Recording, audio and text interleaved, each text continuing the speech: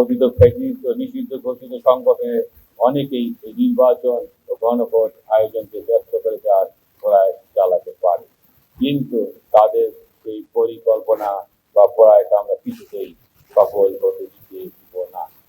Police আগাম গোয়েন্দা তথ্য সংগ্রহ ও বিশ্লেষণের মাধ্যমে সম্ভাব্য অপপ্রচার শনাক্ত করছে এবং আইনানুগ ব্যবস্থা গ্রহণে পুলিশ সর্বদা প্রস্তুত রয়েছে।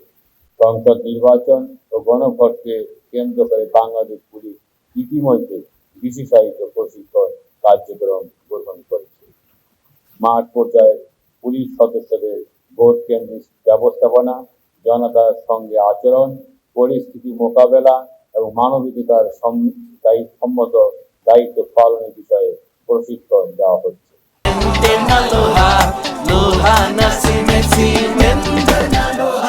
একই সঙ্গে বডি অন ক্যামেরার ব্যবহার পুলিশের দায়িত্ব পালনের স্বচ্ছতা ও জবাবদিহিতা নিশ্চিত করছে, যা আধুনিক ও জনবান্ধব পুলিশের একটি গুরুত্বপূর্ণ সংযোজন।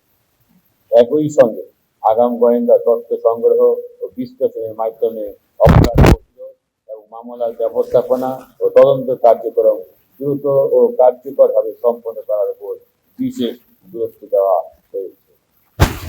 জেলা ও থানা পর্যায়ে গোয়েন্দা ইউনিটগুলো সমন্বিতভাবে কাজ করছে, যাতে যে কোনো নাশকতার চেষ্টা আগেই শনাক্ত করে প্রতিহত করা যায়। গণভোট কিংবা জাতীয় নির্বাচন কেবল প্রশাসনিক একক উদ্যোগে সফল হবে, জনগণের স্বতঃস্ফূর্ত অংশগ্রহণে এর প্রাণ। ভয়, গুজব কিংবা অপতথ্যের কাছে আত্মসমর্পণ না করে সচেতন নাগরিক হিসাবে ভোটাধিকার প্রয়োগ করাই গণতন্ত্রকে শক্তিশালী করে আমাদের সকলকে এটা সুইচ করতে হবে, জানাতে হবে। স্থানীয় গণমান্য ব্যক্তি, শিক্ষা প্রতিষ্ঠান, মসজিদের ইমাম ও ধর্মীয় নেতৃবৃন্দ, সুশীল সমাজ এবং গণমাধ্যমকে সম্পৃক্ত করে জনগণের মধ্যে আস্থা ও সচেতনতা তৈরির এই উদ্যোগ ইতিমধ্যে ইতিবাচক ফল নিয়ে আসবে। কথিত ফ্যাসিস্ট ও নিষিদ্ধ ঘোষিত সংগঠনের অনেকেই এই নির্বাচন ও গণভোট আয়োজনকে ব্যস্ত করে যাওয়ার প্রয়াস চালাতে পারে, কিন্তু তাদের সেই পরিকল্পনা বা প্রয়াস আমরা কিছুতেই সফল হতে দিতে দিব না। যে কোনো নাশকতা ও বিশৃঙ্খলা প্রতিরোধে আমরা ঢাকা রেঞ্জ পুলিশ প্রস্তুত রয়েছি।